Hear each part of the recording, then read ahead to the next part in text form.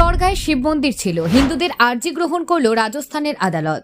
আজমির দরগার ভেতর শিব মন্দির রয়েছে। উত্তরপ্রদেশের সমহালের জামা মসজিদ বিতর্কের পর অশান্তির পরপরই হিন্দু পক্ষেরই দাবি সপক্ষে আর্জি গ্রহণ করল আদালত। এ বিষয়ে নিজ নিজ মতামত জানাতে বুধবার সব পক্ষকে নোটিশ দিয়েছে আজমির পশ্চিম দায়রা বিচারক সিনিয়র ডিভিশন মনমোহর চান্ডেল। তিনি দরগা কমিটি, সংখ্যালঘু বিষয়ক দপ্তর এবং ভারতের পুরাতাত্ত্বিক সর্বেক্ষণকে নোটিশ দিয়ে পরবর্তী শুনানির দিন হাজিরার নির্দেশ দেন। রাজস্থানের আজমিরের খাজা মঈনুদ্দিন চিস্তির এই দরগা আকবরের আমল থেকে বিখ্যাত। প্রতি বছর দেশান্তর থেকে বহু ধর্মপ্রাণ মানুষ এখানে আসে। সে আজমির শরীফের ভেতরে শিব মন্দির ছিল বলে হিন্দুরা দাবি তুলেছেন। মামলাটি গ্রহণ করে আদালতে পরবর্তী শুনানির দিন ধার্য করেছে আগামী 5ই ডিসেম্বর।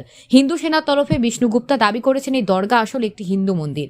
আজমির দরগাকে 2022 সাল থেকেই শিব মন্দির বলে দাবি করে আসছে হিন্দু সংগঠনগুলি।